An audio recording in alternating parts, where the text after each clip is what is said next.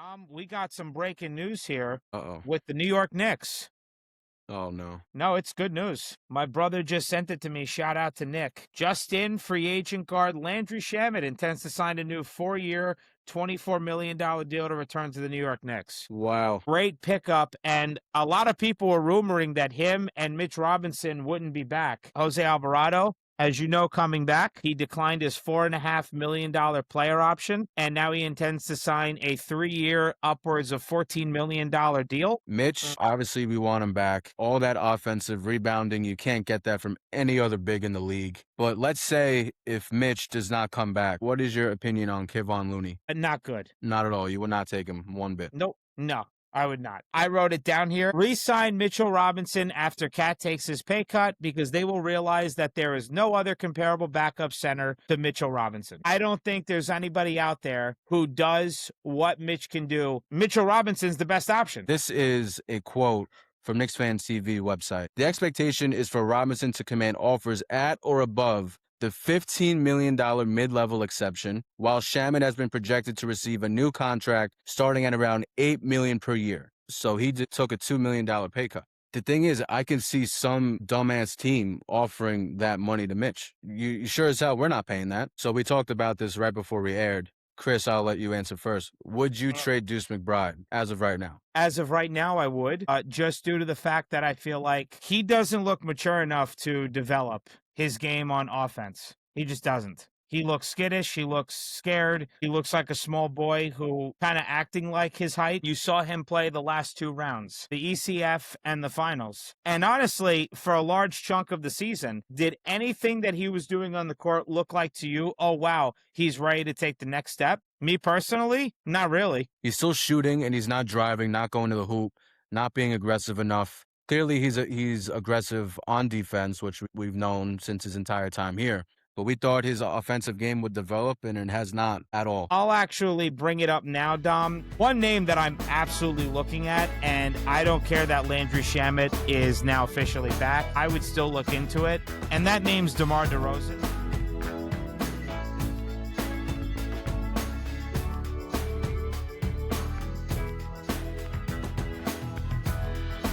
Ladies and gentlemen, welcome back to the FTB podcast. I am your host, Chris Agulik, alongside my co-host, Dom Savino.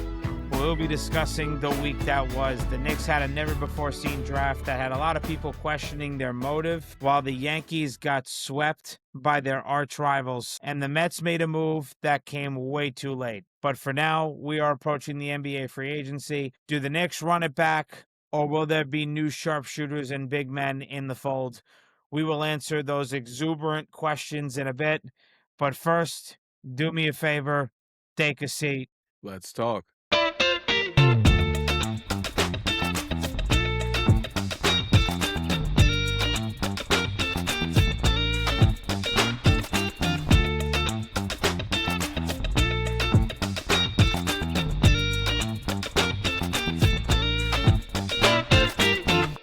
Dom, How we doing? it's fucking hot out. Yeah. Very hot. It is. The heat is making people crazy. This weekend, freak shows everywhere. Absolute weirdos. I haven't seen weirdos like that in a long time. And where I work, there's a good amount of them. They were out all weekend. So it's the heat, alcohol. It is. Maybe just their personalities. I have no idea. Bad. I think it's a mix of everything. And the sad part is that those freak shows are going to be there all week because the weather is only going to be getting worse as the days move on. Tomorrow's actually going to be a touch lighter, not by much. I saw the high is like 85. But after that, Wednesday, Thursday, Friday, not good. Wednesday, I mean, if I look at my phone, we were looking at it before the episode started. If I look at my phone right now, tomorrow is going to be, now it moved up to 87 tomorrow. Beautiful. Wednesday, 95. Thursday, 100. And Friday, 101. Sweet Lord. And not just your job, mine too. I already had people coming in today asking me so many questions that they could have had the answers to for themselves. And I was like, yeah, I already answered that question. You're asking it for the third time in a row. Do me a favor, go figure it out in a mirror somewhere. You're driving me insane, but you're just a nutcracker. Dude, it was bad today. And again, like I said, it's only going to get worse. I was warning my boss today. I was like, if you think it's bad today, wait until Friday when it hits 101, the day before the 4th of July. We'll just say it now. Happy 4th of July to everybody. We'll do it before Saturday comes, obviously. But Dom, if you want to know where the world's headed, I mean, just look outside in the heat between the hours of 9 and 3. It is scary what I see every day. Nuts. I could only imagine. Yeah, it's absurd. So I'm assuming, Dom, your weekend was just bonkers. I'm gonna Nuts. guess. Yeah. Combination of Friday and Saturday not being so great with the weather, and then Sunday, I can't even tell you what the hell happened yesterday. It was so weird. Hmm. So many weird, odd people. Yeah. Not good. Yeah. I mean, my weekend was just a usual weekend, busy, not really doing much. Had a nice barbecue on Saturday with the family, watched Croatia move on. We haven't really talked about the World Cup on this podcast, but obviously go USA, but I am Croatian, so I am rooting for my Croatian national soccer team. It's going to be a tough road for them. Same thing with USA. It's going to be a tough road for both countries. USA is playing, I think, tomorrow or Wednesday. I think USA is maybe playing Wednesday. I was looking at the list of teams that they would have to go through to get all the way to the championship. Not easy. I see Brazil beat Japan today 2-1. Germany and Paraguay are tied 0-0. And yeah, it looks like it's Wednesday. USA is playing Bosnia, and that's 8 p.m. on Wednesday. And then Yep, Thursday, I know Croatia plays against Portugal. That's going to be a tough one. 7 p.m. absolutely. on Thursday. So, yeah. Uh, and hold on a second. Okay. Dom, we got some breaking news here Uh-oh. with the New York Knicks. Oh, no. No, it's good news. My brother just sent it to me. Shout out to Nick. He just sent it to me. He texted it to me. Just in, free agent guard Landry Shamet intends to sign a new 4-year, $24 million deal to return to the New York Knicks. Wow. So there goes that. And we were going to talk about, I mean, we might as well get into it. We were going to obviously start with the NBA regardless, but we might as well just get into it. Perfect segue. Shout out to Nick. Thanks to him. Perfect segue to get into the NBA. And as I was going to say, the NBA I said it in the intro, I'll say it again. NBA free agency starts at 6 p.m. Tomorrow. We're recording on a Monday, but of course, if you've been still keeping up with us, thank you for doing so. If you've still been keeping up with our podcast, we put out these episodes around 4 to 6 p.m. on Tuesdays. And by the time this episode was out, free agency was about to start. So great pickup. And a lot of people were rumoring that him and Mitch Robinson wouldn't be back. Now, I'm just going to say it now, Dom, and then I'll let you speak a little bit. With how, and I was going to say it, Jose Alvarado, as you know, coming back. He obviously declined his player option. I think he had until Saturday or Sunday, Dom, to do that. He declined his $4.5 million player option, and now he intends to sign a 3-year, upwards of $14 million deal with now Landry Shamet agreeing to a 4-year, $24 million deal to return to the Knicks. I mean, you got to think. Leon Rose has already talked to Karl Anthony Towns to take that pay cut because everyone's saying if Cat takes the pay cut, they could bring everybody back. So Yep. you have to think Leon has already been on the phone with Cat to say if you take that pay cut, we could run this back and do something that no NBA team has been able to do since the Warriors back 8 years ago and win the championship back-to-back seasons. I mean, absolutely. I mean, that's the only way this can happen. And like we said last weekend, 2 weeks ago, Cat would have to cut $50 million dollars in total. And it's not 113 million like Jalen Brunson, but $50 million dollars is still a shit ton of money. And if Cat's committed, if he wants to be here for the rest of his career, then he'll do it no problem. I have no I have no concern. I don't think Cat ever since he won this championship, I don't think he really cares about the money anymore. Plus, you're in New York, and you already know how that goes with all the sponsorship deals and your market. So yeah, it'll be good. Mhm. Mitch, obviously we want him back. Who all that offensive rebounding, you can't get that from any other big in the league. I mean, obviously, the thing that sucks that he has the worst free throw percentage in NBA history, worse than Shaq. So that is the very bad thing. But let's say if Mitch does not come back, Chris, what is your opinion on Kevon Looney? Not good. Not at all. You would not take him one bit. Nope. No, I would not. I'm telling you right now, since you're asking me the question, Dom, I'm just going to put it out there now. I mean, I'm really going all over the place now with my notes, thanks to that message from my brother. I mean, I wrote it down here. I got to move down a little bit here. Uh, I personally think the Knicks will let Landry Shamet walk. So there goes that note. He's coming back.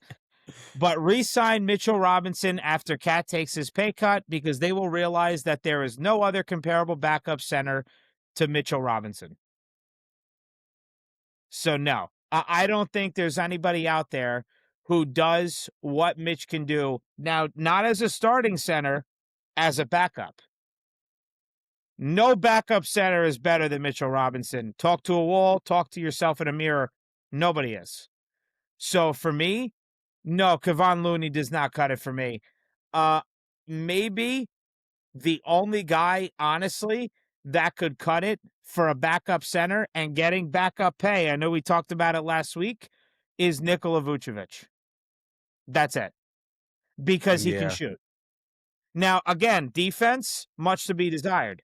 But we have been bitching and complaining about Mitchell Robinson's free throws, about how he doesn't have a second move on offense, which is obviously at least a short mid-range, like a midi shot like Patrick Ewing had. I mean, we've been complaining about that for years, how he hasn't really grown his offensive game. All the other centers, you don't like Marvin Bagley III. You made a face at me when I said the name last week, so you don't love that. You do like Yves Missi. You did like that, so maybe that's a close second.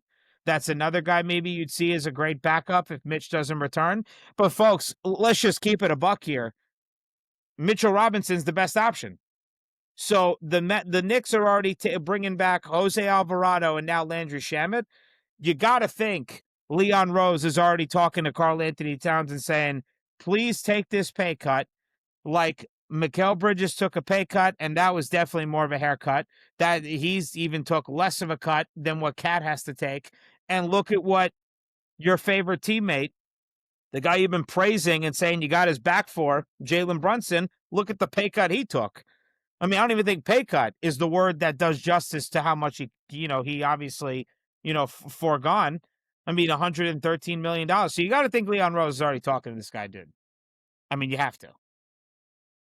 It's the only way it's going to work.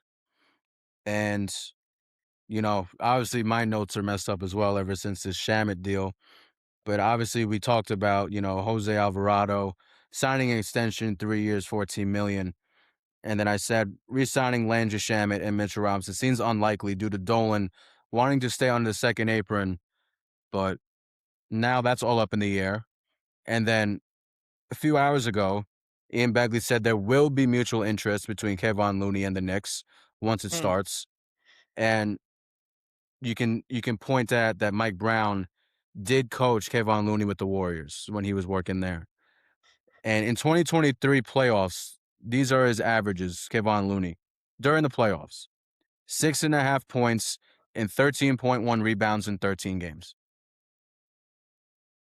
It's pretty impressive. I mean, the points clearly aren't, but the rebounds is what we will miss if Mitch is not on the team. That's a pretty good stat. And then this is a quote from Knicks Fans TV website. Mm-hmm. Following the extensions of Mo Diawara and Jose Alvarado, and not counting the likely minimum deals offered to rookies Tyler Nickel and Jack Cahill, New York has roughly $14 million in space below the second apron while needing to fill 4 roster spots. Then it also says, the expectation is for Robinson to command offers at or above the $15 million mid-level exception, while Shamet has been projected to receive a new contract starting at around $8 million per year. So he took a $2 million pay cut. Hmm. The thing is, I can see some dumbass team offering that money to Mitch. You sure as hell we're not paying that. At this very moment, No. 5:05 p.m., June 29th. That's not happening. Hmm. No way. So, I mean, Shamet did take a pay cut, which is good. Yeah. So, Jordan Clarkson better not be on this team next year. No. No way. Not one bit. He can get a bucket, but many players can get a bucket nowadays, especially in this day and age of the NBA. So, Clarkson, I'm Yeah. good. Defense too terrible. And Yeah. now, I don't love Jordan Clarkson as an option to be brought back. Sorry. so we talked about this right before we aired. Chris, I'll let you answer first. Would you Uh, trade Deuce McBride as of right now? As of right now, I would. Just due to the fact that I feel like I didn't say this last week, but I'll say it now. Say what you want. Everyone's got their opinion. My opinion on Deuce right now is he doesn't look mature enough to develop his game on offense. He just doesn't. He looks skittish. He looks scared. He looks like a small boy who kind of acting like his height. I don't know. I mean, he got a contract that is obviously team friendly, but when you watch him play, and you saw him play the last 2 rounds, the ECF and the finals, and honestly, for a large chunk of the season, I mean, Dom, when you watched him play, did anything that he was doing on the court look like to you, oh, wow, he's ready to take the next step? Me personally, not really. No, Not to me. I thought he would. I was projecting him to be a solid backup point guard, but what we've seen this year is that he's a 2 and not a 1. He can't run an offense. He can, he's been hitting his mid-range shots more than last year, I can say that. But he's still shooting and he's not driving, not going to the hoop, not being aggressive enough. Clearly he's aggressive on defense, which we've known since his entire time here. But we thought his offensive game would develop, and it has not at all. I was thinking, could Tyler Cole, could he be gone if Deuce McBride takes a step up and going to be the backup point guard for this team? I had high potential for him. Didn't happen at all. So Mhm. as of right now, I'm agreeing with you. I would definitely trade him, and I'm sure teams would want him to be a good backup role in either 1 or 2 or just a 6-man in general. I'm sure there could be a good deal out there for him if we try that. Mhm. Yeah, I also think too that discussing I mean, we have other things to get into. I mean, I'm also going to say too. I know there are other names that are getting thrown around. Like I know players decline their options. Right, Bradley Beal did it. No thanks. Guys got a terrible injury history. Not dealing with that. I know Porzingis. People are like, do we have a reunion with him? I mean, you want to talk about bad injury history? I mean, he's on the list. I'm kind of moved on from that. I'm done with that. I mean, that guy would literally have to be on an absolute vet minimum, and even nowadays, vet minimums aren't cheap. So you really have to be wise with who you're giving out vet minimums to, because if James Dolan is as serious as it sounds like he was on WFAN the day before the parade on June 17th, we are absolutely not going into the second apron. I am not putting my vet minimum on Kristaps Porzingis. Not happening.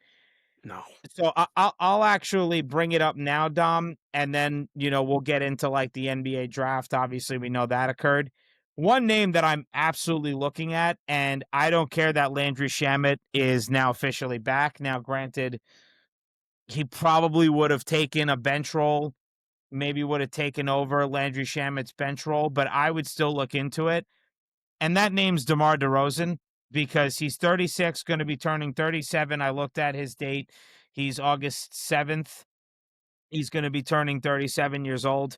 That is a guy I would take a vet minimum to. I would give a vet minimum to because not only his mid-range assassin shooting, and I kind of compared Mikal Bridges to DeMar DeRozan, not so much at this age, but even as much as 3 seasons ago when he made the All-Star team in 2023.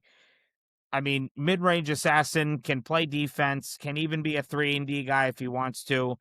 DeMar DeRozan would be a fantastic bench option and a guy I would definitely look to give a vet minimum to. And Dom, I had you save a post about DeMar DeRozan and what he'd be making and what his opt-out would be and how they would stretch a certain amount of money over 3 seasons. So I honestly want you to read that now to the folks who are listening and watching the episode. So per Mike A. Scotto, this is from 6 days ago. The Kings are expected to waive DeMar DeRozan if they cannot find a trade partner. In the midst of a rebuild and over the first apron, barring an unexpected trade, the Sacramento Kings are expected to waive and stretch forward DeMar DeRozan, Hoops Hype has learned. DeRozan's $25.7 million expiring contract is only guaranteed for $10 million, which can be stretched over the next 3 seasons. Should DeRozan enter free agency as expected, the Los Angeles Clippers are expected to have interest in the California native. Do you Yeah. know what DeMar DeRozan is? Go ahead. The Michael Jordan of Jordan Clarksons. That's what he is. I love those comparisons. Those are the And funniest things on Twitter. say that one more time. What is he? The Michael Jordan of Jordan Clarksons. That's nuts. Am I wrong? Uh, I said one a couple of weeks ago, and you said that was pretty good. And I think this is pretty good too. oh This is a my good. God. I mean, I would. Who wouldn't love DeMar DeRozan on their team? I can't see him coming all the way to New York, and I think the main reason why the Clippers are, the favorites, is just because he wants to stay home. Mm-hmm. I just don't think he wants to leave California. I mean, hey, if he's willing to, if he really wants to try and win a championship, he's not gonna do it with the fucking Clippers. I'll tell you that. Sorry, T, but if you want to come to the Knicks and take a big pay cut, be my guest. But that's another thing. I don't think he wants to take a vet minimum deal. That's just my No. opinion. He definitely wants some money, especially him being, what'd you say, 37? Yeah, he's going to be So 37 in August. he's gonna be 37. So I personally can't see it. Would I love him on the team though? Absolutely. Anyone to get rid of Jordan Clarkson will be completely fine with me. But I mean, I could tell you if you traded away Deuce McBride and say Pacome Dadier in a deal and you didn't bring back Jordan Clarkson, without hesitation, I'm trying to bring DeMar DeRozan on my bench. absolutely, I mean, without a doubt. 100%. Like that is exactly what I would do. I'm good on the Bradley Beal, good on the DeAndre Ayton, good on the Kristaps Porzingis. I'm not doing that crap.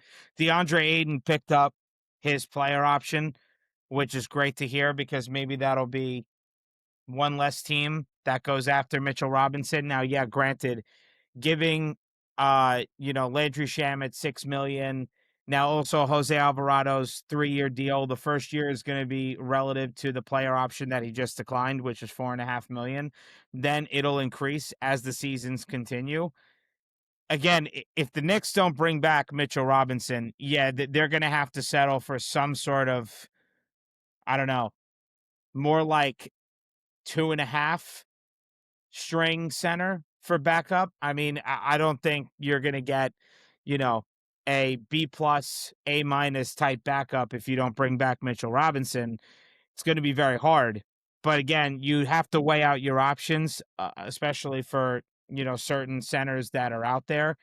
I just don't know that you're going to get a backup center who could be a starter on other teams. That is just very hard to find. Ariel Hukporti, I don't know. I wouldn't love it. Now again, too, you don't bring back Hukporti, you don't bring back Clarkson. Maybe you trade away Deuce McBride and what's his Dadier. face? I'm sorry, yes, Pacom Dadier. You open up some cap space, and you bring back Mitchell Robinson. I mean, you have Mo Diawara in the wings. Yeah, he'd be a lot more of a power forward, but he's serviceable. He's a serviceable third string center. I mean, if you want to play Absolutely. small, I mean, let's not forget, you had Precious Achua.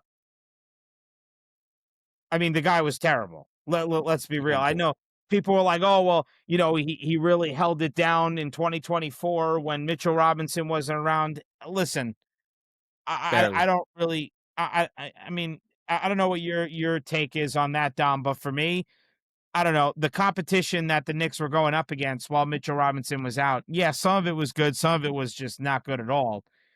But also, too, like, how much were you asking from him? You had OG at the center spot most of the time, and you also had iHeart still there.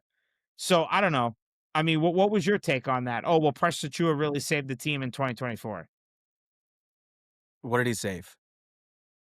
He didn't save I don't shit. know. I don't know. Nothing. He did nothing. And like He you was all said with right. iHeart, yeah, but let's say we do bring him back, we're gonna see the same things. It's not like he improved. He's gonna be all over the place one game and then do absolutely nothing the next game. He's gonna look great on offense one game, and then it looks like that he doesn't even know how to touch a basketball. Then he can go for blocks one game, and then the next game, he's just a revolving door.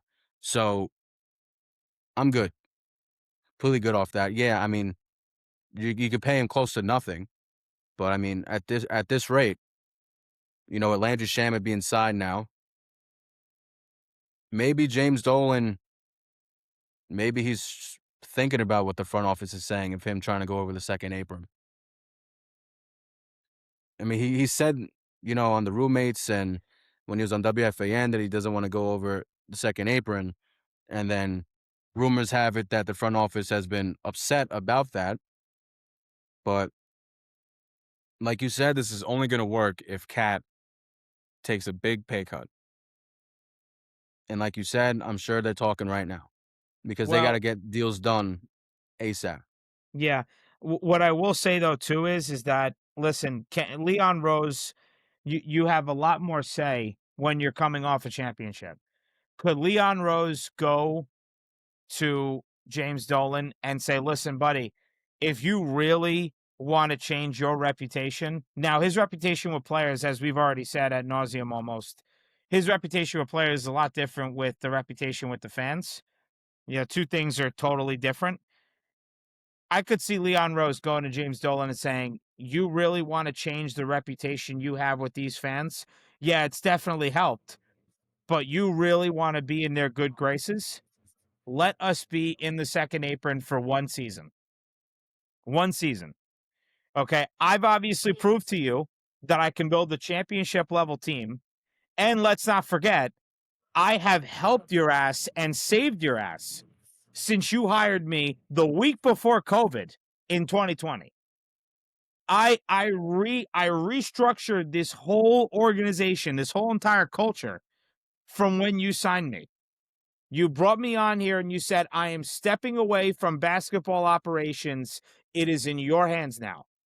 So could he go to James Dolan and say, all I've done is shown you how to rework this organization so that fans are going to want to come here. And your debt with MSG is not Leon Rose's problem. That is not what he's Nope. he's not there to save you with the MSG networks. But in terms of contracts, the roster, and winning, in the NBA, Leon Rose, all he's done is do an A++ job at that. So let the man bring back Mitchell Robinson. We're only asking to be in the second apron. You could even be in it for 2 years.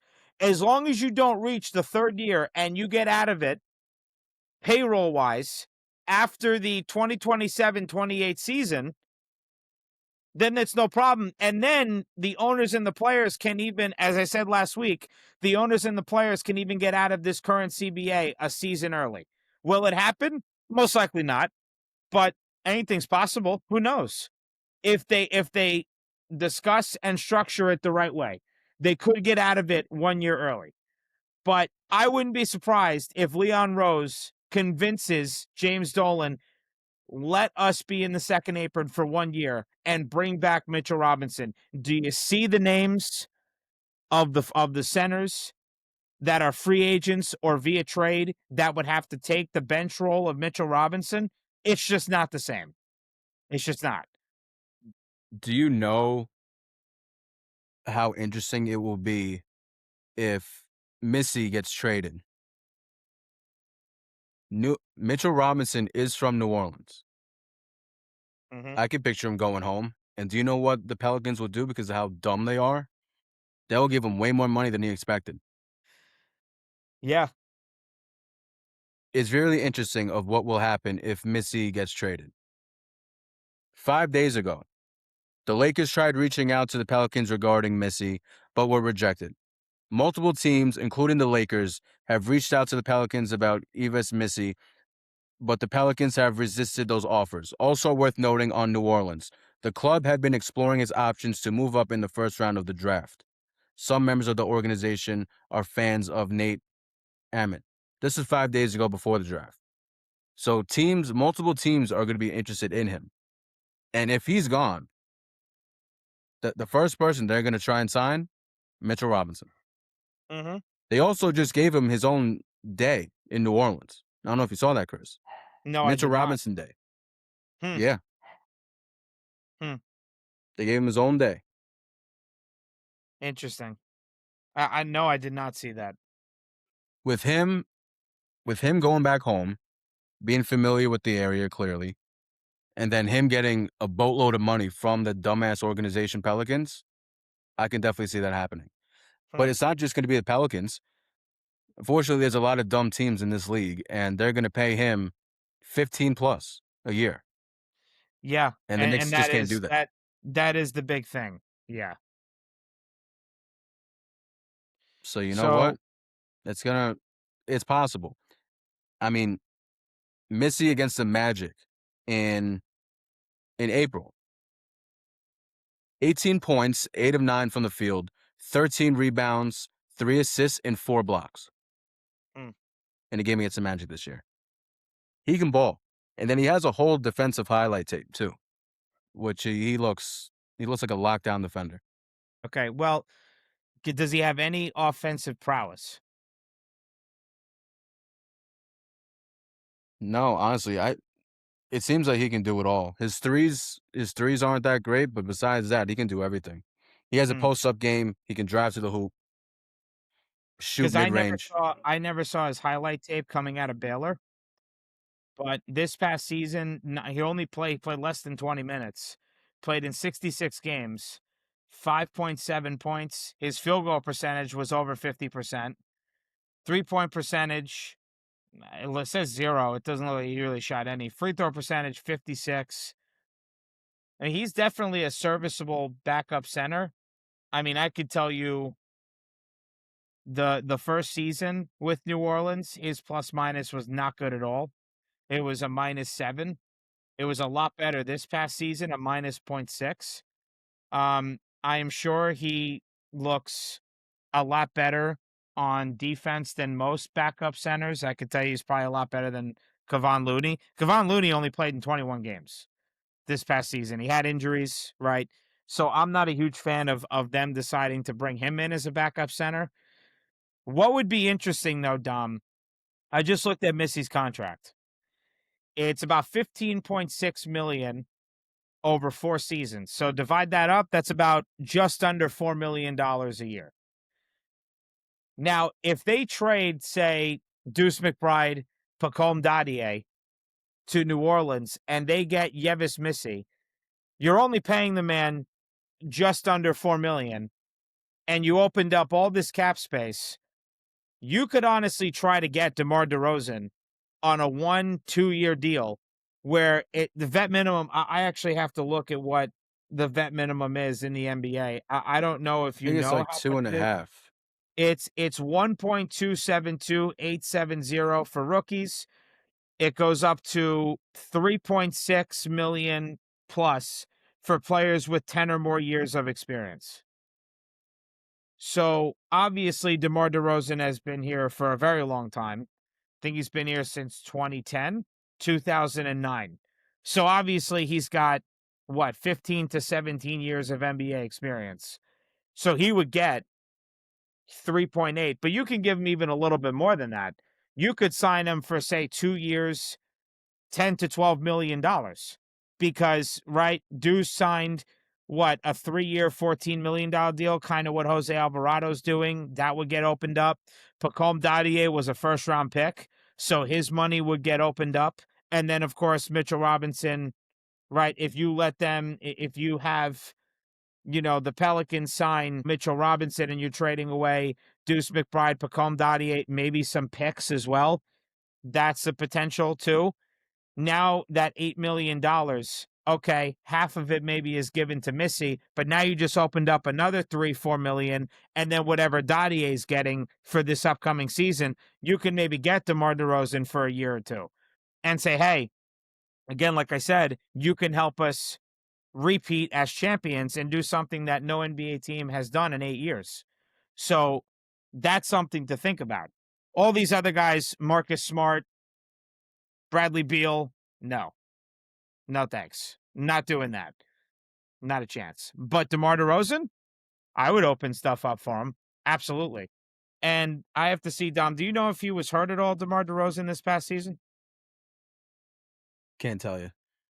I'm going to look at it right now. Nope. Played 77 games. Same thing as he played the season before. The man, Wow. I mean, Dom, the lowest I'm looking at he's played is 60 games. That was back in 2014-15 season. Jesus. 77, 77, 79, 74, 76, 61, 68, 77, 80. Dude, he's barely ever been hurt. And he can shoot. I mean, dude, you're talking about the lowest. This past season was the lowest he's ever averaged in points. And he shot 49.7% for Sacramento. 3-point percentage. All right, not the best 3-point shooter, but we know that. He's a mid-range assassin. That's why he has that nickname. But, dude, 18.4 points, 22.2, 24, 24.5, 27.9 with 21, 22 with the Bulls. I mean, dude, the man can score. So I do whatever I can to have DeMar DeRozan on your bench. Sign me the fuck up. I mean, come on. Yeah. Him and Mikal Bridges? Come on, dude. Oof. Oh, That'd be a my problem. God. That would be a problem. That would be a fucking nightmare on defense, let alone mid-range shooting. Defense. That'd be a nightmare. Anyway. 100%. Other things we do have to talk about, though, Dom. I mean, we're already 36, half hour, 36 minutes in, whatever it is. The NBA draft is also another thing we have to talk about because that also has to do with the roster too, right? So the Knicks obviously did a bunch of trading. I mean, it didn't really surprise me and Dom. I know last week we were talking about, certain guys they should pick at 24, at 31, whatever. But when me and Dom got off the episode, one of the first few things we said was, I wouldn't be surprised if they picked nobody in the first round because of the money and how much you'd have to pay guys when you're a first round pick. So, Dom, I want you to speak first on what you thought of the draft and I guess give a grade on it, on how you think Leon Rose did, and of course the guys that they actually did draft. I've been saying it all along. In Leon, we trust. I don't doubt that man for a second. Everything that, like you said, everything that he's done ever since he got here saved the Knicks and James Dolan's ass. Whatever he does, I trust him 110%. And the best way to cut some money, to do exactly what he did. Get out of the first round, trade, trade, trade. Multiple second round picks now. We can trade those for whoever. And yeah, I mean, not surprised one bit. It does suck to see some very good players go past us or just us not being able to afford them, but we're running it back. That's what it seems like. Maybe not 100%, but with all the players that we do need to re-sign back, that's what needs to be done. So in Leon, we trust. And we did get a nice 6'7" sharpshooter. Mm-hmm. I'd say that much. I mean, I was just watching his highlights. That man can shoot. Catch and Yeah. shoot, off the dribble, everywhere. He can run arounds. He's not just stagnant in the corner or just staying on top of the key. Tyler Nickel. He looks very good. Mm-hmm. I have no problem with it at all because at the end of the day, we do need shooting. You know, that's why we got Jordan Clarkson. That's why we picked up Landry Shamet again. And if Landry Shamet, I'm gonna say this right now, if we didn't re-sign Landry Shamet, do you know where he was going? Miami Heat. Yeah. That's exactly True. where he was going. That's a good point. Yeah. So I'm very glad that he's back with the Knicks again. And with him and a shooter for Giannis and Bam, that'd be scary. Mm-hmm. And their defense is going to be elite anyway. With Davion Mitchell, and they just re-signed Andrew Wiggins. I'm not saying he can play defense, but he's a good player still. With Giannis and Bam, that defense is going to be scary. And if they added Landry Shamet, that'd be a big problem for us. So thank God. So when it comes to the draft, are these guys ever going to play? I doubt it. But anything to get rid of the high salary. So, I mean, Tyler Kolek barely plays still. Mm-hmm. Ariel Hawkporty barely plays still. So, Yeah. I don't think they're going to see the light of the day when it comes to the court. But Leon Rose, I trust you 100%. I trust you with my life. Mm-hmm. Yeah, I mean that's a good point with Landry Shamet and the Miami Heat. I mean, right now on the bench for the Miami Heat, it's me, Dom, uh, Dom's dog, and my cat is And on the Miami Heat bench. Which one of us may be starting because I don't even know if they're going to get Norman Powell back. So, I mean, really, I mean the trade looks nice. It looks like a sexy trade on paper, but when you get down to brass tacks of their roster, it doesn't look that good. Um, Leon Rose, he traded out of the first round, right? Traded away his 31st pick. The first guy I'm going to talk about is Jack Kyle or Kale, however you say it. He's a guard out of Germany. Acquired the number 39 overall pick from the Rockets in exchange for the number 31 pick. So I'm just going to read notes here. His strengths, physicality and rim pressure, Cahill plays with excellent balance and a sturdy frame. He is highly effective at initiating and absorbing contact, boasting an elite free throw rate for his age. Pick and roll IQ. He processes the floor well, operating as a composed facilitator who snake dribbles screens to keep defenses at his back. Versatile defense, his low center of gravity, strength, and strong defensive IQ allow him to hold his line against older professionals, giving him immediate, scalable defensive value. Okay, the weaknesses: lack of elite burst. He lacks blazing end to end speed or explosive vertical pop. He relies heavily on physicality to create angles, which can make it tough for him to consistently finish over length in the paint, i.e., I mean, if Mitchell Robinson's his opponent, him, obviously Wemby, but that really goes for most of the league. Shooting consistency, while his catch and shoot numbers and mechanics are promising, his 3-point percentage has been somewhat volatile, often hovering in the low 30s. Decision making in traffic, shout out to Josh Hart on this one. The turnover numbers have occasionally piled up when he over penetrates or makes decisions in congested traffic. I see Josh Hart do that 50,000 times a game. It drives me fucking insane. And then Tyler Nickel, who I just, as Dom already preached his love for him, I'm going to do the same. He's a guard out of Vanderbilt, play all 4 years, had a crap ton of threes made, acquired the number 47 overall pick from the Phoenix Suns. Tyler Nichols' strengths, elite movement shooting, one of the premier movement shooters in his class. He efficiently shoots on the run, coming off pin downs, flares, and curls without needing to gather. Shot mechanics, quick release, and excellent footwork. He averaged nearly 7 3-point attempts per game in his final season.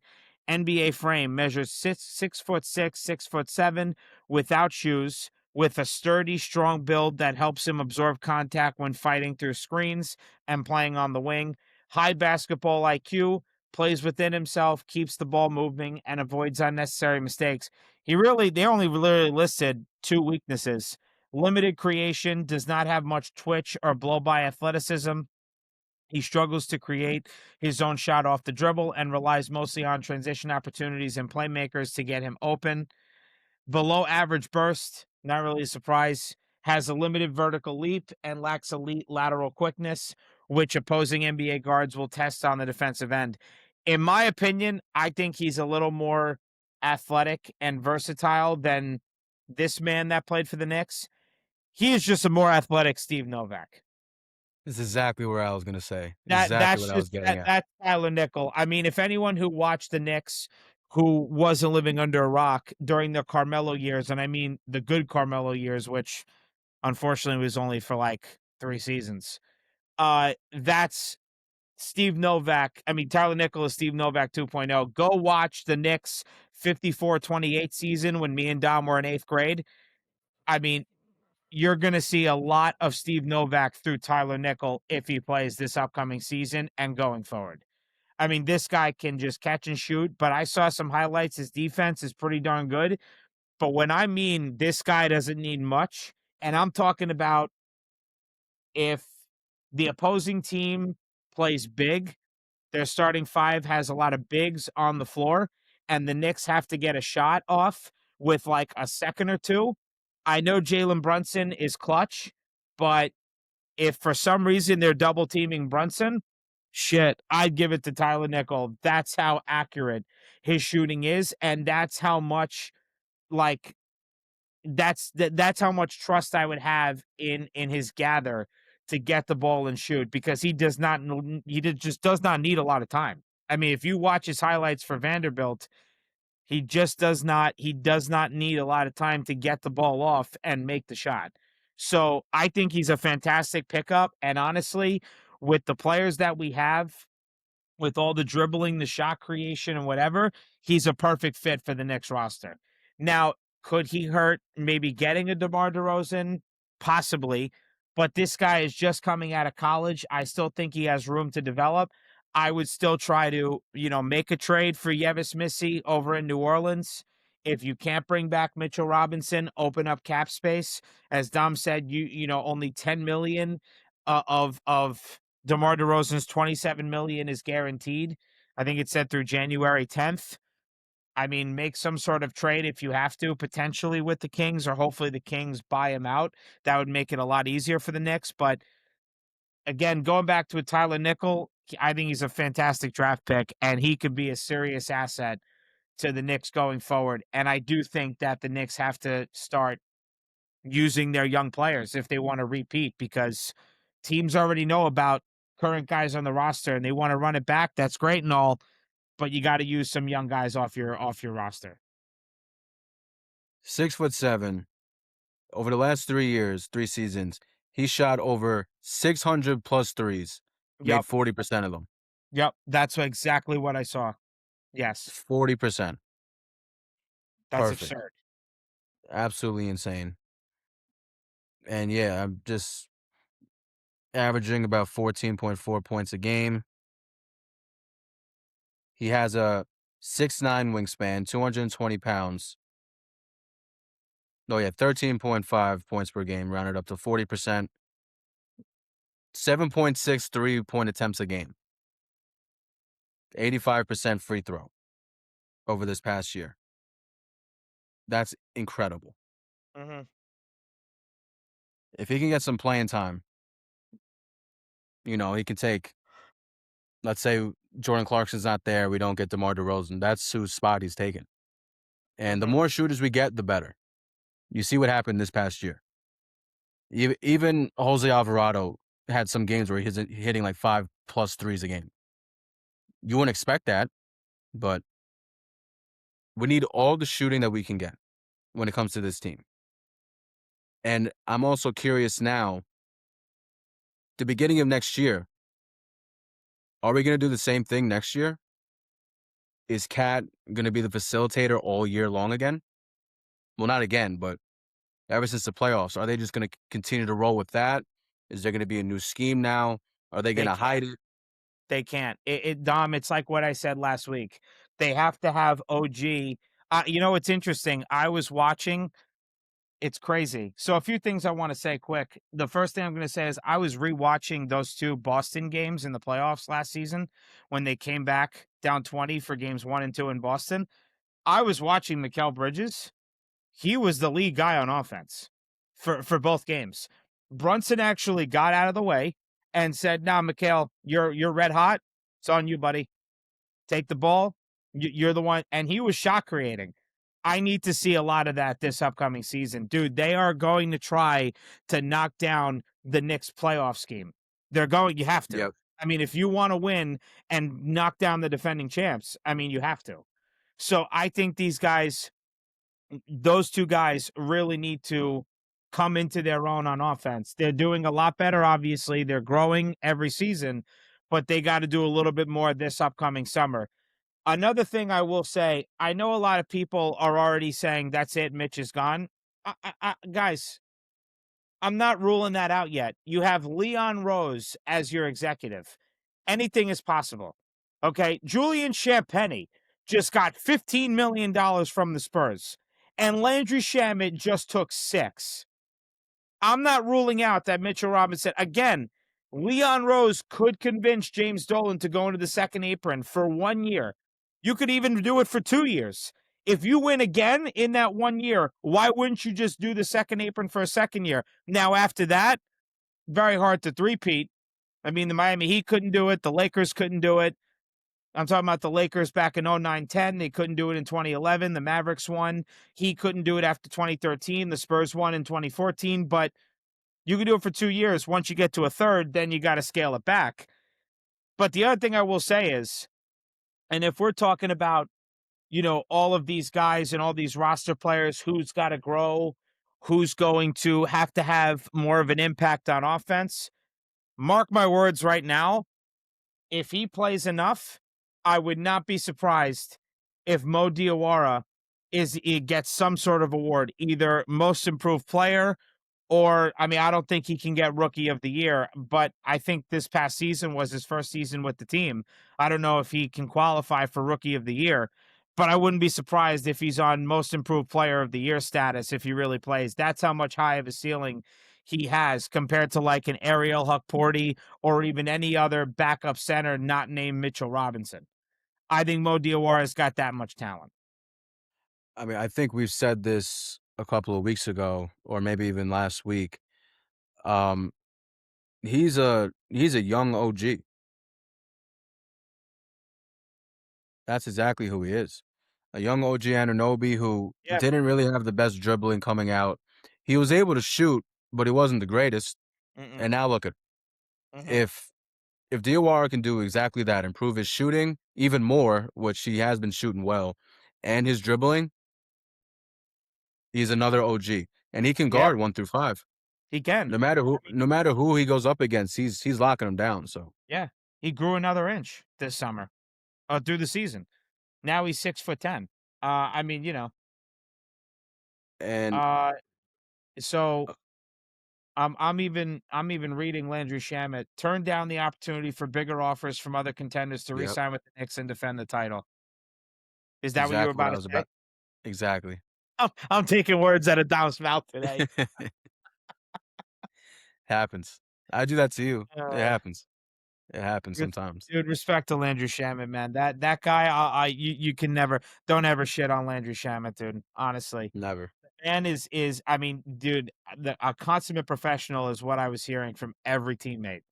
this past season. Landry Shamet, just the respect factor is through the roof, and the respect for that guy is only growing. I mean, to turn down other offers, because you know what he said to himself, and it's something that maybe Alvarado said to himself. Hopefully, Mitchell Robinson says it to himself. I mean, shit. If Robinson leaves and they end up doing what I hope they do and say get Yves Missi and somehow get Demar Derozan, I mean, you play in New York, you'll make that money back by sponsorships, by endorsements. What Dom was saying last week, where's Alvarado going to get a chance to be in a CeraVe commercial, an AT&T commercial? I'm sure Landry Shamet and his agent were talking about that and said, you know what? Stay in New York. They love you there. You won a championship. You win another one. I mean, you're already beloved. You're just going to be beloved 5 times more. And that's something that I think, again, like I said already, Leon Rose has to tell James Dolan. You want to be in the good graces of the fans and you win another championship. You win back-to-back years and you put the team in the second apron just for 1 or 2 seasons.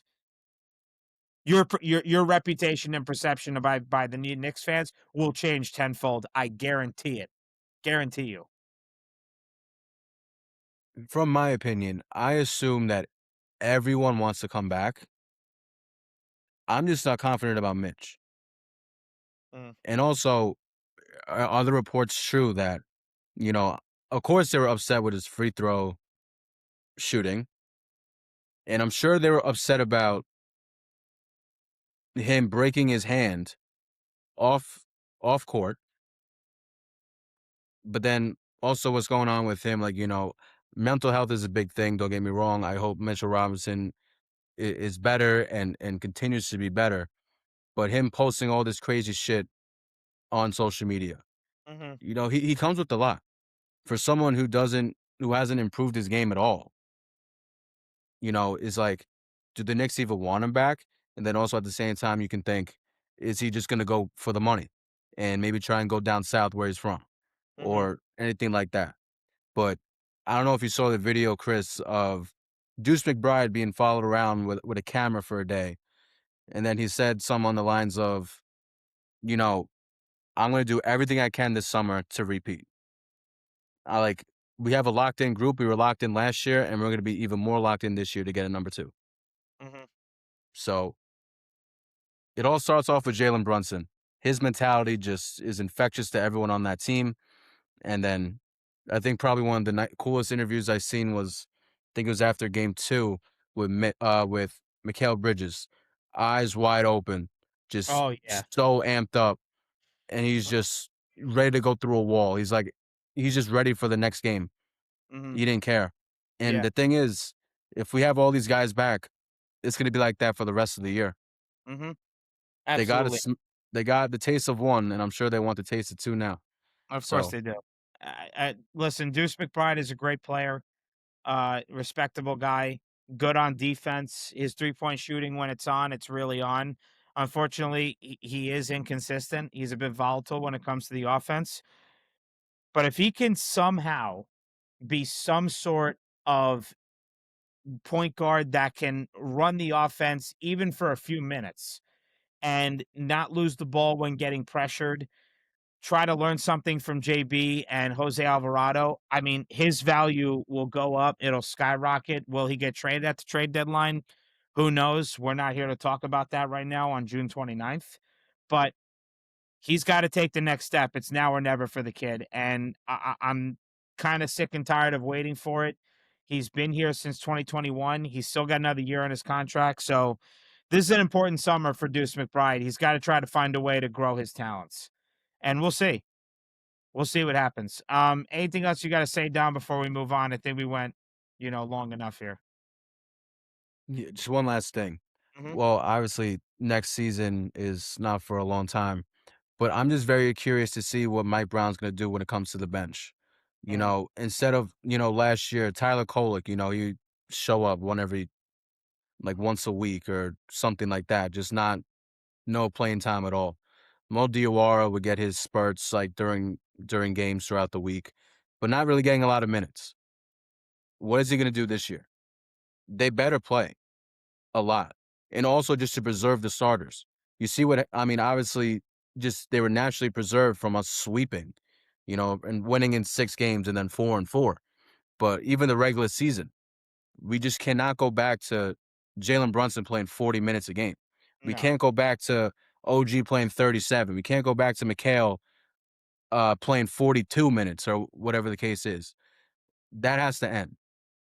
Now, now we have a blueprint of what to do, and Mike Brown needs to follow it to a T in order mm, for us to be successful and healthy for a whole season.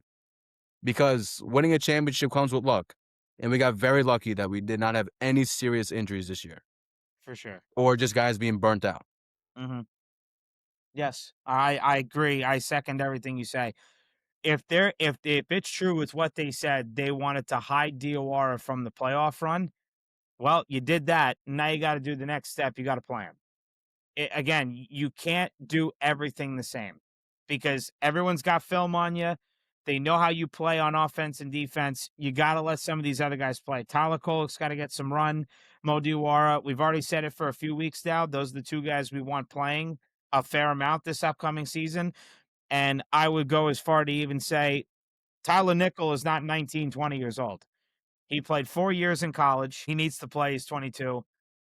It's time. You got to play these young guys.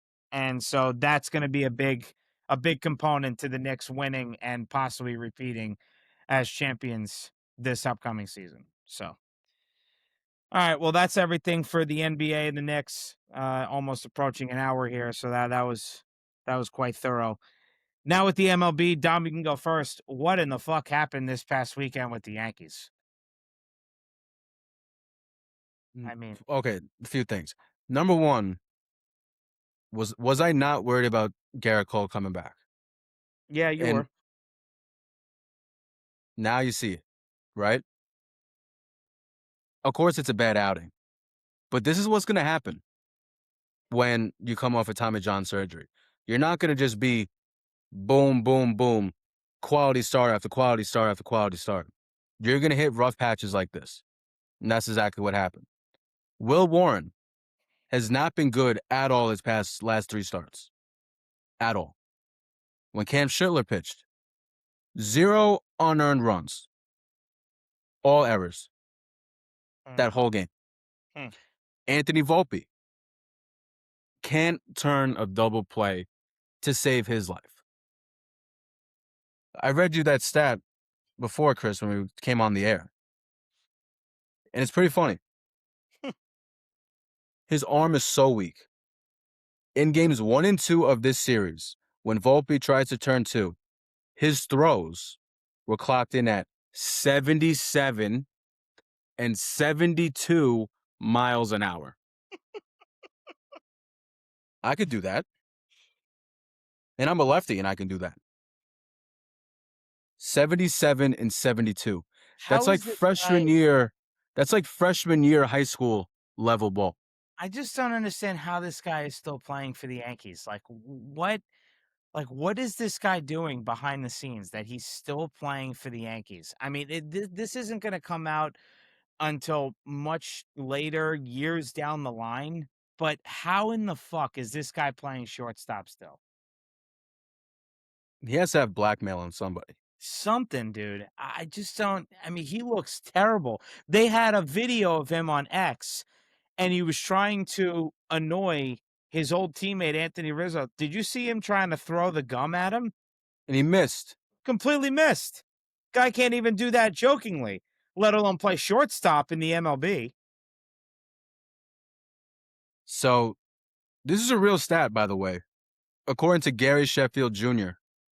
So this was yesterday. This obviously isn't the same stat because this was in the middle of the game last night.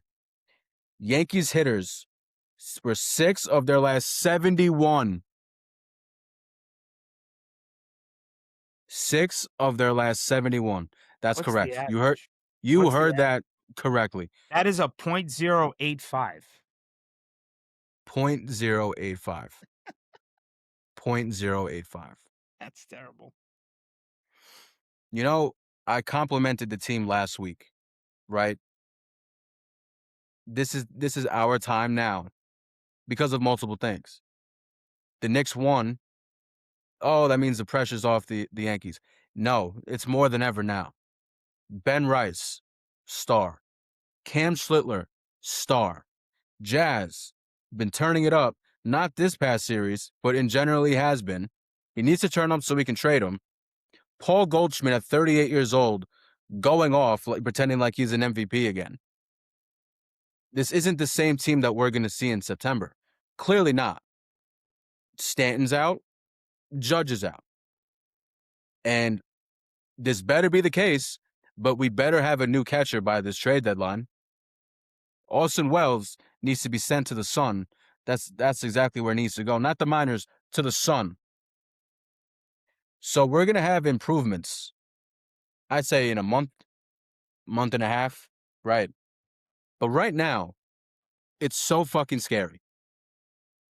Our bullpen is horrible, besides David Bednar. By the way, he's on paternity leave tonight, so he's not going to be pitching. Camilo Duvall, terrible. Yarborough, not good either. The whole bullpen, just awful. We're going to need a new bullpen arm. Depending on how pitching goes, we might even need another pitcher, starting pitcher. Shortstop, I wish I could say that we can get a new shortstop, but that's not going to happen. And third base is like non-existent.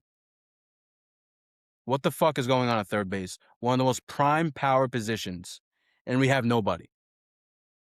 Oh, I'm sorry. We have Ryan McMahon, who I almost have a better batting average than him. And actually, no, I do. I'm batting 1,000, so I'm way better than him right now. So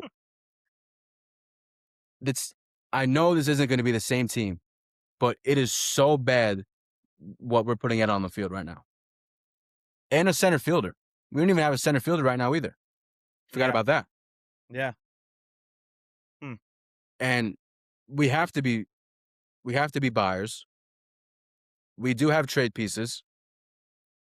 Will we trade Anthony Volpe? Who's even going to want him, first of all? And number two, they're not going to anyway.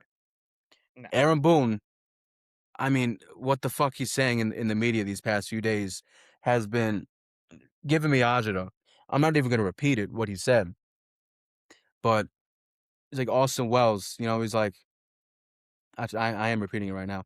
He's like, believe it or not, he's turning a corner. Believe it or not. About Austin Wells. How long's that corner? I don't know, probably the size of this mini table that I'm on. I mean, that's probably the corner that it is. Okay. This table is a little bit bigger than my laptop. That's how big the corner is. But if we swept the Red Sox, they can officially say, all right, this season is over. And now that they swept us, they're like, oh shit, we have a shot. Mm-hmm. We have a shot to come back. That's because right. Even before this series, they've been hitting. They've been hitting a lot. Their pitching has been getting better. Their bullpen's been getting better. This changed the whole Red Sox season. The Blue Jays, I'm really not worried about the Blue Jays, but the Rays have been looking good. Mm-hmm. So you know what? This is up for grabs. Because for some reason, we always have an awful June. Every time. Will Warren, right? When I was talking about Will Warren, his last 3 starts, 5.28 ERA, a 2.022 whip, opponent's batting average 348, their OBP 408, their slugging percentage 591, and the OPS 999. Wow. He was solid in the beginning of the year. I'd say his first 7 starts were really good. Uh-huh. And his past 3, horrible. Garrett Cole, 5.1 innings pitched, 7 hits, 4 earned runs, 1 walk, 5 strikeouts, 2 home runs given up. That's not a good start at all. And we're going to see a few more of these by the time playoffs happen. I hate to admit it. He's just not 100%. And what do you expect? You can't expect him to be 100%. even if he didn't come back till recently. It's still going to take another year. He'll be better next year, which what usually happens when you get Tommy John surgery. Cam Schittler, 5 innings pitched, 5 hits, 0 earned runs, by the way. Even though we lost, they had 6 or 5 runs. 2 walks, 9 Ks, 1 home run. It's just a whole clusterfuck right now, and I don't think we're going to be that good until Judge gets back, and God only knows when that will be. And Yeah, Stanton will help us a little bit, but how long are we going to have Stanton for? Is he going to get hurt again? that's the unfortunate part. Yeah, I don't know. And Not he's having Aaron Judge. 36. Aaron Judge is like the stabilizer of the group. Yeah, I mean any big time player and captain of your team is the stabilizer of the group. So not having him, Francisco Lindor for the Mets. Francisco Lindor, honestly, right now people haven't really been seeing him as the leader. They do say, the Mets go as Francisco Lindor goes. They've been saying that for seasons and seasons now. But the guy has been out for a while. Yeah, the Mets were holding their own, then they weren't, going flip-flopping, but they've been mostly not holding their own without Lindor. But Francisco Lindor, I don't know. I don't see him as the valuable leader as he was maybe even last year or the seasons before that. I mean, I'm looking at the standings right now regarding the Yankees. I mean, they have a sizable lead over the Cleveland Guardians for the first wild card spot. They're only a game back of the Rays for the division lead. I mean, the Red Sox are still way out of it for the division, way, way, way back from the Yankees. I mean, yeah, sweeping the Yankees definitely motivates you. It says, hey, we still got 3 more months of the season left. But yeah, you're definitely giving them rejuvenation. You're reviving their chances by having them sweep you 4 straight games. I mean, just a 4-game sweep. I'm gonna be honest, Tom. I forgot they played each other on Thursday. I thought it was a 3-game sweep. I forgot it was a 4-game sweep. Nope. I mean, that's a problem. So, not a good weekend for the Yankees. They definitely have to figure it out. Anthony Volpe, it's like watching that guy play. I don't even know what I can relate it to. It's It's so bad. baseball that I've never even seen, and the guy just looks like he should be playing, I don't know, high A baseball. He just, oh my god, it's like nauseating. And I'm not even a Yankee fan. Just seeing this guy try to play baseball, Horrible. just blasphemous. It's terrible. And like when it comes to the Red Sox, right? The Mariners aren't playing their best baseball, but no No. matter what, they're a threat, right? Mhm. Their lineup is scary no matter if they're playing good or bad. The Red Kyle Sox beat Raleigh them. Kyle Raleigh is batting 162. Yeah, one and done seems like, right? But when the Red Sox play the Mariners, 6-2, 5-1. And by the way, Crochet isn't back yet, or Roman Anthony. Mhm. So what's going to happen when they get back? And because of Roman Anthony being out, Yoshida is back to his rookie self. Mhm. He's been hitting pretty good this year. Last year, I don't know what the hell happened to him last year. But then 2 years ago when he first came here, he looked like the next big thing, and then fell off a cliff last year. And then this year he's finding himself again, thanks to Roman Anthony being hurt. But you don't know what's going to happen. You don't know what's going to happen with this Well, trade deadline, what's going to happen in August, because also the Yankees don't have a good August either. This is anyone's division at the moment. I'm just June looking at Kyle. I'm looking at 29th. Kyle Raleigh. He's hitting 165, and his OPS is a 578. Terrible. Nuts. Nuts. But yeah, I mean, this, like I said, for like the 3rd time, this will not be our lineup once September comes, once the playoffs come. But it's just terrible product that we're putting out there. And we have a right to worry as of right now because what's gonna happen in July? What's gonna happen in August until they come back? Mhm. And yeah, I'll end it at that. Okay. Yeah, we'll see if the Yankees make any big moves towards the trade deadline. We're still about a month away from that. All right, well, that's everything on the Yankees. Regarding the New York Mets, I'm actually going to bring it back to September 11th, 2023. The I was at that Mets, game. were you at the game September 11th, 2023? So I was. Okay. Do you remember who they were playing? No, but I was Neither there. do I remember the date. I. Neither do I. All right, cool. So the date then, what happened was Steve Cohen decided to hire David Stearns. I remember because I was in the city, leaving my brother's West Village apartment or whatever it was, townhouse, and I was leaving the city, taking the LRR to go back to Bayside. I had taken the day off from work because also the Jets had their massive home opener. Aaron Rodgers was going to debut for the Jets against the Buffalo Bills. And I'm walking from my brother's townhouse in the city to what was it, Moynihan Hall, and I look at the notification, and Steve Cohen decides to hire David Stearns. So of course the Mets are not making the playoffs that season, and so Billy Epler obviously got caught with putting guys on the disabled list or injured list, whatever it was called even back then, a certain way, and it was not legal with the league. And of course, he steps down, right? He was obviously going to be gone anyway. Still don't have a GM right now, but they weren't going to hire a GM even back then. David Stearns was going to be the president of baseball ops and be the GM. So now you go into the 2024 season. He already laid it out there to the fans. Mets are going to try to be competitive, but don't expect the playoffs. Well, obviously, the end of May comes around. The Mets are 11 games under 500, and they make the playoffs miraculously with winning the second to last game of the season with that doubleheader game happening against the Braves. So, of course, at that moment in time, David Stearns looks like an absolute genius.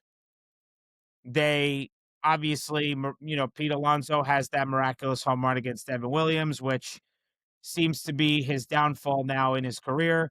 And the Mets miraculously beat the Milwaukee Brewers in that 3-game wild card series, and they move on to play against the Philadelphia Phillies for the first time in the Phillies and Mets playoff careers, right, in their franchise histories. And so the Mets beat the Phillies at Citi Field in 4 games. They beat them 3-1, and they move on to play the Dodgers. Obviously, everyone knew the Mets weren't going to beat the Dodgers, but it was still a winning season, and it was a miracle that the Mets even got that far with how that the front office preached that they weren't going to be a playoff team. So David Stearns looks great, and now moving on to the following season, and of course, Mets get Juan Soto. David Stearns looks like a genius. Of course, Steve Cohen had a lot to do with getting Juan Soto, but of course, they bring back Pete Alonso, and Mets fans are excited. The Mets have the best record in baseball by June 13th of last season. So around this time last year, maybe a little bit longer than that. Middle of June last year, they have the best record in the MLB. From that point on, David Stearns, a little over a year now, has just looked like an absolute fucking idiot. And it has spiraled out of control. The Mets now fire Carlos Mendoza. And if people don't remember, I'll remind you, the reel that I put together back at the end of March, I reposted it. Dom reposted it. What did I say, Dom? I said, if the Mets don't do well, the Mets are going to have to pull what they pulled with Willie Randolph back in 2008 and fire him by mid to the end of June. Well, Dom, what happened last week? The Mets fired Carlos Mendoza between literally right in the middle of June to the end of June. Yep. The problem is it happened too late, but the sell-off's begun with the Mets trading David Peterson to the Cubs.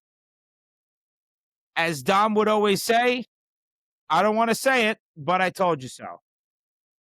If the Mets don't play well, they are going to fire Carlos Mendoza.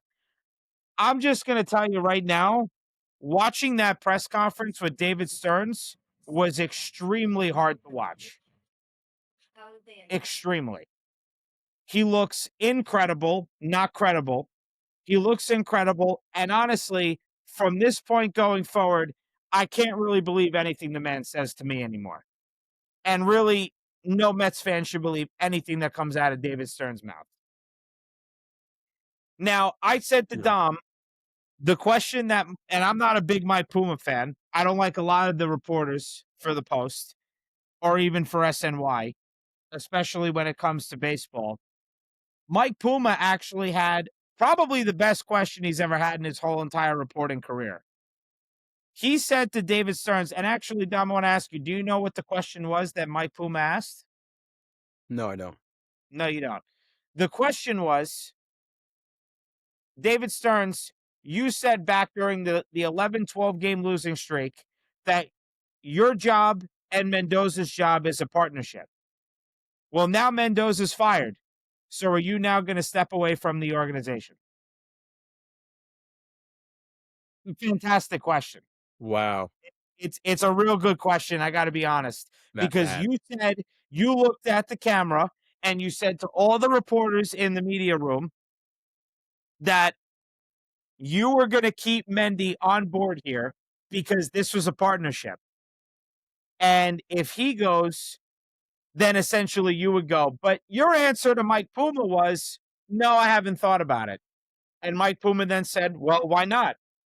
And you said, well, I believe that what we're building here is going to get us to what everybody wants. Let me ask you, David Stearns, what the fuck are you building here? When, too? When and what are you building? Because right now, you're building an insufferable losing team. And I just want to say one thing. I'm hearing that Bo Bichette's going to opt out. Please do the funniest thing and opt the fuck out. Who's paying you $42 million to be an idiot and not be a clutch player and not drive home? I mean, I watched the game yesterday. The Mets have bases loaded, one out, and guys just can't get anybody home. And when I talk about the sell-off has begun, please sell everybody except for the Mets outfield and a couple of pitchers. Francisco Alvarez, Mark Vientos, Brett Beatty, even try to trade Lindor, Marcus Semien. I don't care who. Bring up Ryan Clifford for first base. I don't want to watch Wagaman play first base and not be able to even move an inch. It's kind of like watching Mark Vientos play on the other corner diamond spot over at third. I mean, it's equally as bad. Start trading, guys. Get whatever you can. Save your reputation, David Stearns, and at least bring in some top-tier prospects or at least something close to it to say, hey, look, I at least built my farm system. But right now, you're not credible at all. Whatever you say to me and the Mets fans, you could say whatever you want and get that fucking dumb smirk off your face for the love of God. Get it off your face. Yep. You have no reason to even smirk or smile. I don't even care if it's your human nature. Figure it out, get it off. Because you look like an idiot when you speak to the media. You look stupid. You don't look believable. You said back when the 12-game losing streak was happening, no, Mendy's not going anywhere. No, he's our manager. I believe in him. Well, look what happened a month to 2 months later. You fired him.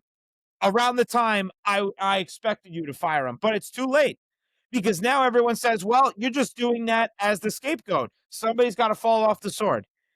I'm going to say this now, and I wrote this. This is, it's so unfortunate for Mets fans, but this is the absolute best time for the CBA to expire for David Stearns. 100%. It's literally the perfect time because now with the CBA expiring, I'm hearing everywhere on the radio, other Mets fans I speak to, my friends that are Mets fans. We said this right before opening day. We may not have baseball next year. It's very possible. because I do not see the players and the owners coming to an agreement quickly. I don't know about you, Dom. I don't see it. Me neither. I just That's don't. why. Well, two things. Number one, that's why I said earlier in this, before the season even started, or maybe week one, just to enjoy the season. I mean, obviously, it's hard for Mets fans, right? Clearly hard. And it's hard for Yankees fans, too, even though we're in first place. It's still hard, but I'm trying here. And number two, when you did talk about Mendoza could be fired mid to late June, what did we say? It's not his fault. It's not Mendoza's fault at all. Oh, And they're not going to fire a GM mid-season. If anything, you would have to wait till the season's over. right. But even if the season does end, he might not even be fired. Dude, you can't because the CBA is expiring. So the first thing you got to do, you got to even see if you're having baseball first.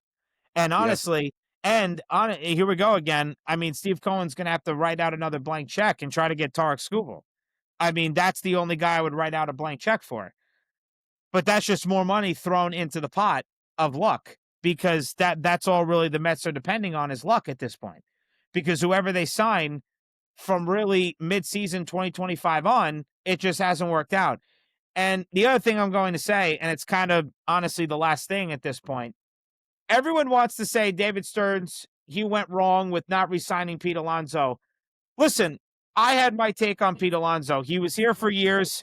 Yeah, they made the playoffs a couple of times. They got all the way to the NLCS 2024, even when, Pete Alonso didn't have his great season in 2024. You could say they should have brought him back. He's a homegrown Met, this, and that. Listen, they didn't win with him. It was time to make a change. A lot of people agreed with it. But it wasn't so much that David Stearns went wrong with not bringing back Pete Alonso. He didn't take care of the pitching staff. He didn't take care of it. Start talking about that. I said it. Yes, okay. You could say I was wrong. Hand up. I'll admit it. Freddie Peralta has not cut the mustard for the team. Did I expect that? No. I don't think anybody who's a Mets fan expected that. I didn't expect to have him do a Knicks shout-out and pull up a fucking triple-double last outing. Even if you're just a fan of the MLB, I don't think you're expecting what he's doing this year. No. After the 2.7 ERA he had with the Brewers last year? No. No way. That's why I wanted him. Only making $8 million? No. Not a chance. But I still even said after that, you don't have enough. I'm going to rely on Kodai fucking Senga and David Peterson and Sean Manaea. Really? After the season and the injuries they just had? Really? Come on, dude. I knew it wasn't enough. It was not. Jonah Tong, he's not ready. Christian Scott, okay. And Dom, you talk about guys figuring out pitchers. Nolan McLean, he's had some real bad outings. I mean, you look at his stats. I pulled it up. And honestly, I hope I didn't get rid of the page. I guess I did. But I got to pull it up again. I just opened it up. It was at Kyle Raleigh. Let me see. Don't ever, no Met fan ever compare him to Cam Schlittler ever again. Not right now, you can't. No way. Ever. No. Ever. No. So against Chicago, this past June 24th, 6 runs. He had back-to-back starts of 7 runs or more given up. May 19th against the Nationals, 9 runs in 5 2/3 innings.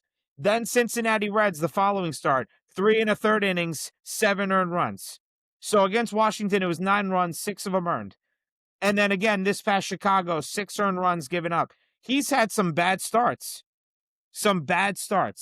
And they're starting to figure him out a bit. And listen, every real good pitcher, if you want to be real good in this league, you're going to get figured out, but it's up to you to change.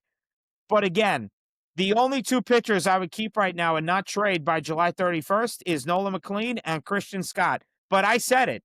You cannot rely on Nolan McLean and Freddie Peralta. You have to get more. So where did he go wrong? You could say Pete Alonso, but it's the pitching staff. The pitching was not good enough. Freddie Peralta Yes, he's a frontline starter, but no one consider him as a Jacob deGrom ace or even a Cam Schlittler right now or a Tarek Skubal or a Garrett Crochet when he's healthy and he's on. No, I'm sorry, no. You needed to get more. That's why I said, hey, try to feel out and see if you could still get. Oh my God, I'm blanking. What's his name? He went over to Detroit. Framber Valdez. I mean, there are other Valdez. guys that you had to try to get, but the pitching rotation was not good enough. And the bullpen, Luke Weaver, he's looked great. 23 scoreless innings. Don't get me wrong. I'm not going to shit on him. He's done great. But Devin Williams, what did we expect? Edwin Diaz, okay, he's hurt. Unfortunate for either club, whichever club he decided to sign with. But the bullpen is not fantastic. Not at all. You want to talk about Yankees bullpen doesn't look great. The Mets aren't far behind. So the pitching is really where David Stearns went wrong. And again, the CBA expiring is a perfect time for this guy because now you got to be more focused on getting Tarek Skubal before December 1st or whatever time before the CBA expires, and then hoping that baseball's back. So right now, David Stearns is going to get another lease on his career for at least another season because they got to figure out the CBA first before anything else to at least have a baseball game played. I had the honor to watch Carlos Mendoza's last game live. I went to the game against the Cubs. True. Caught a T-shirt, by the way. Just putting it out Wow. there. It was a great catch. Great Well, it's a catch. lot easier when Nice there's looking nobody T-shirt. there, Dom.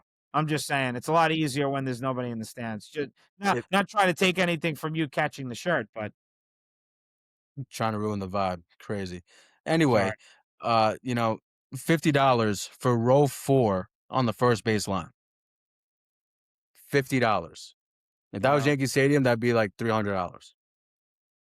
Insane. When I Mhm. went to the game, slow start. That's what the Mets have been doing all year, right? They were chanting Pete Alonso's name Hmm. during the game. They got out of an inning with runners in scoring position. I think it was like the third or fourth inning. All I hear is Pete Alonso. Not good. Juan Soto, he played. Lindor did not play. They just did not look motivated one bit. Mm-mm. The whole team just looked like they did not want to be there. And they were in the game too. The game ended in extras. I think went 10 innings. Yeah. They had them. They Mhm. just couldn't get any runs on the board. Mhm. It was very sad to see. I saw Wagman, is that his name? Wagaman. Wagaman. He hit a home run. I had no idea who he was. I looked at the scoreboard. I'm like, who the fuck is that? Then he hits a home run. I'm like, all right, sick. Yeah, he came from Awesome. the Marlins. Came from the Marlins. Yeah. I was not expecting him to hit a home run. It was cool. I mean, it was a nice game, beautiful day. But yeah, like when it comes to the Mets and just what I've seen, no motivation. And the Cubs were playing like shit too in the beginning. Couldn't take advantage of it at all. The Mets Yeah. and Vientos looked bad, made some questionable plays, almost caused an error on first base again. Just everything about the team just looked off. And by the way, Chris, I texted you. I got you a bobblehead. Didn't even say thank you. Nothing. When the hell Didn't did even you get a write text that? back. I got you a Juan Soto bobblehead, bro. You said nothing. Just ignored my text message. I don't think you deserve this bobblehead now. Just saying. It's very nice bobblehead too, Oh, by the wow. way. Friday, 11:03 AM. I got you a Yeah. Juan Soto bobblehead. You're welcome. Don't repeat Not it. not gonna say the Don't repeat last what I word. said. Right, of Yeah, don't course. repeat that. Okay. But Yeah. Wow, I really wasn't on I must have really not been on my phone Friday. Well, thank you, Dom. I appreciate that. you're welcome. That'll It's waiting that'll for go you. up. That'll go up in my collection of no bobbleheads. So that'll be my first one. So that's great. There you Very go. nice. Thank you. I appreciate that. Anytime. That's very nice of you. Very thoughtful. See, that's what true friends do. I was at Absolutely. softball Thursday night. We went to a bar after the game, as we always do. They give us free food. It's pretty great. Sick. Because our team is associated with the bar. So I watched the game. I mean, you're down 4-3. I just don't understand how you can't score a run when you're the home team in extra innings. You get the automatic runner at second.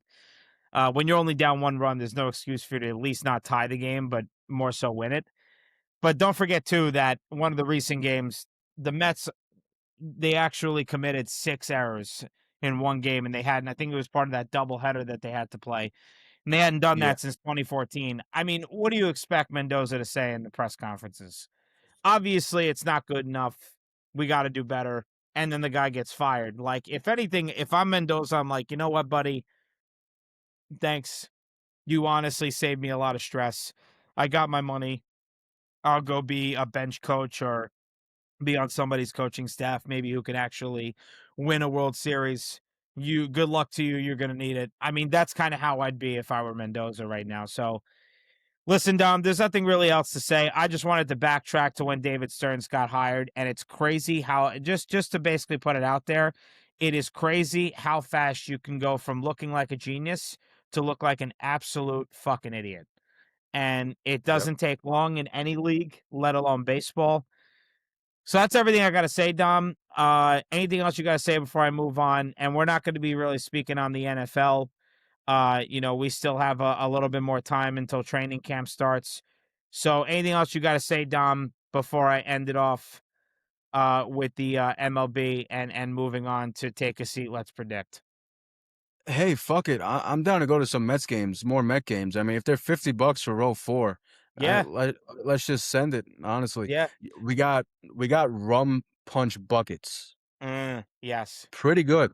yes. They looked awful. Like Mm, when you see the guy pouring, I'm like, wow, this is gonna be one of the worst rum punches you'll ever have. It was actually pretty good. I was impressed. Hot dogs, pretty mm. good as well. So Yeah. rum punch and hot dogs, you can't beat that combo. Wow, that is one hell of a combo. That is a sick. You're a sick It bastard for is, that. but it's good. It's good. Okay. All Say right. Well, I do want to go to a Yankee game though. We got to do that. It's just a shame that the Mets suck because we wanted to do the boardwalk, use some mics, but they're so freaking bad. I mean, it's upsetting. But we'll go to a Yankee game. We'll go to a couple Mets games. They're pretty cheap. Yankees go to games at least Billy's. a little more expensive. What was that one? You can go to Billy's. Phillies, of course, absolutely. I agree. Yep. True. Very true. Sweet. We'll get out there. We still got, another 3 months to go in this season. So still a lot of time. Hopefully the Yankees can figure it out a bit, make some big moves at the trade deadline. Well, that's everything with the MLB. Now we're going to be moving on to take a seat. Let's predict. The Yanks play tonight. They play the Tigers. Then they play the Twins. They're off on Thursday. What is your weekly prediction for the Yankees this week?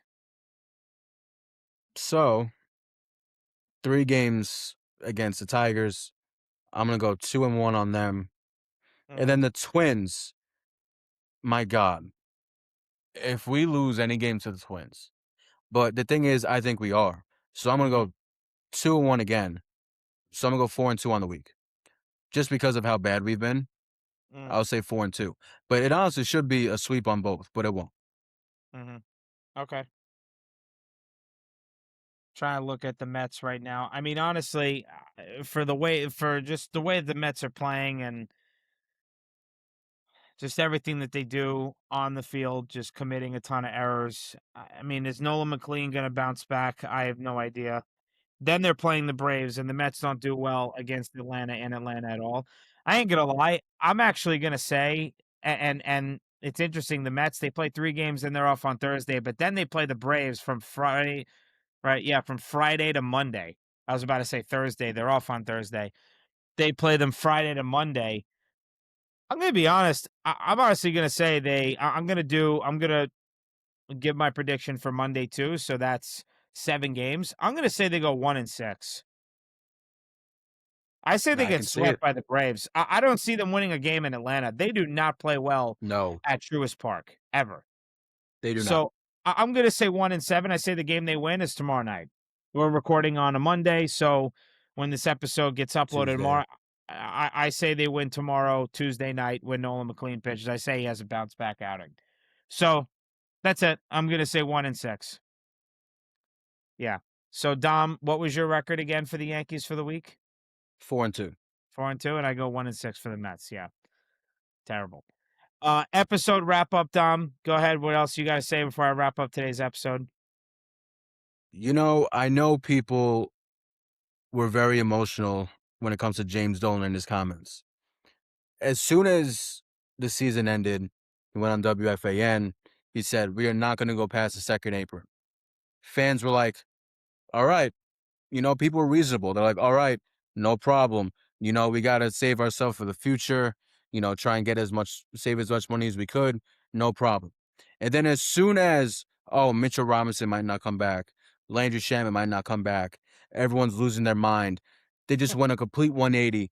They're just like, "Oh, now, like what? We have this championship roster, and James Dolan waited 53 years, and now you don't want to bring them back? You don't want to run it back? You can't have it both ways." Mm-hmm. But I agree. look what Leon Rose did in the draft. He's doing everything possible for them to be under the second apron, and they just extended Landry Shamet during this recording, and they're still under the second apron. It's still possible, possibly. I think it's a small chance that we can still get Mitch Robinson back. There's still a chance, not a big one, but it's still small. But if we do lose Mitchell Robinson, it's not the end of the world. Are we gonna get that offensive rebounding back from anyone else? Fuck no, we're not. No. But it's not the end of the world if we lose Mitchell Robinson. I'm so glad we got Alvarado back, and I'm so glad we got Shamet back. I can sleep if Mitchell Robinson's not on this team. Mm-hmm. Yeah. So one thing I'll read is there's one gentleman named Matt at @mdorans_. He said, "I didn't doubt the Knicks would re-sign Shamet. I just wasn't expecting Shamet to sign such a team-friendly deal. I feel like he could have easily made double elsewhere. This team is truly special and locked in, and not only playing for each other, but paying for each other." I thought that was a great line right there. That's a good one. This team is truly special and locked in, and not only playing for each other, but paying for each other. This is Ian Begley. At Ian Begley reports on the re-signing of Landry Shamet and what it might mean for Mitchell Robinson's future as a New York Knick. This is by SNY Knicks on X. It's an obvious one. Let me see. Landry Shamet, if he had waited until 6 p.m. Tuesday, would have received offers higher than the one that he agreed to return to New York. He would have gotten offers from several contenders that were more than the 4 years, $24 million deal that he agreed to sign with the Knicks. So Shamet basically agreeing to take less to come back to New York. Part of the reason is an obvious one, is about defending the title that he won here with the Knicks. The Knicks really doing a great piece of business here. 4 years, $24 million, bringing back Shamet. Had they let him hit the open market, it might have been a different story. But now, New York, if it still wants to remain below that second apron team salary level, they're going to have a very hard time re-signing Mitchell Robinson. Nearly impossible after this Shamet signing. As we've been saying, they would have to pick one or the other if they were going to stand under that second apron. And so now it appears as if Mitchell Robinson has played his last game as a Knick, unless owner James Dolan and the Knicks decide to exceed that second apron. If they decide to exceed that second apron, it changes what they can offer Mitchell Robinson to bring him back to New York, but no indication as of yet that Dolan and the Knicks are going to exceed that second apron. We'll see how things play out heading into Tuesday, 6 p.m., the start of NBA free agency. All right. Well, I'll just end it off with this on my episode wrap up. I mean, David Stearns is a dumbass. I'll just put that out the way. But for the Knicks, I would not be surprised if James Dolan retracts his statement of not going under the second apron and it happens. I really think that unless they decide to trade a couple of pieces and get Yves Missi from the New Orleans Pelicans, I think Leon Rose is going to go to James Dolan and say, "Dude, you're just not going to get another Mitchell Robinson as a backup center. Let us be in the second apron for 1 year. If we don't repeat as champions, you can go right back under the second apron, do whatever you tell me to do, I will do. But let us try it for 1 season." I would not be surprised if James Dolan rethinks that. And as I said before, I will say it again.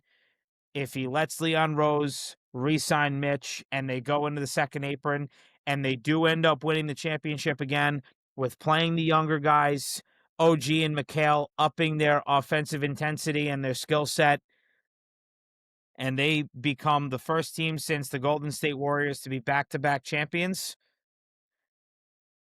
James Dolan, I'm telling you right now, you will be in the best graces you've ever been in with the New York Knicks fans. And I stand 100%. on that. Dom? Much more respect to you. Absolutely. Dom, anything else that you got to say? This free agency is crazy already. I mean, it didn't even start yet, but it started. And this next year is just completely different already. Mm-hmm. So it's going to be a whole different battle this upcoming year. So Yeah. we'll see what happens after I give it. Well, tomorrow starts free agency. I'll give it until the week after and see what happens, because this league is just a whole circus, honestly. Absolutely. We'll see how it goes. Yeah, if people don't know, I'm sure you know. I mean, we're uploading this recording on a Tuesday evening. I mean, it's already been crazy with Ja Morant going to the Trailblazers, but I'm sure there's going to be a couple other trades, and the Golden State Warriors are trying to figure something out with not having Draymond Green pick up his option and possibly bringing LeBron. So there's a lot that's getting talked about, a lot that's getting rumored, of course, until 6 p.m. Tuesday, June 30th. Everything's verbal, but it looks like a lot of things that have been spoken of that are just strictly on verbal deals are going to be happening after 6 p.m. tomorrow, June 30th, Tuesday. So, as Dom said, there's going to be a whirlwind of stuff going on. Shams Charania is going to be attached to his phone for the next week. Honestly, feel bad for the guy. You have no life when you're an NBA reporter, especially for ESPN. So, again, Dom, anything else you have to say before I wrap it up here? All good, man. All right. Well, that's going to do it for us today. Thank you to everyone for tuning into today's episode of the FTB podcast on either YouTube, Spotify, or Apple Podcasts. Be sure to like this episode and subscribe to our YouTube channel so you never miss any of our shows. See you folks on Tuesday. Peace. Thank you, guys. I appreciate it.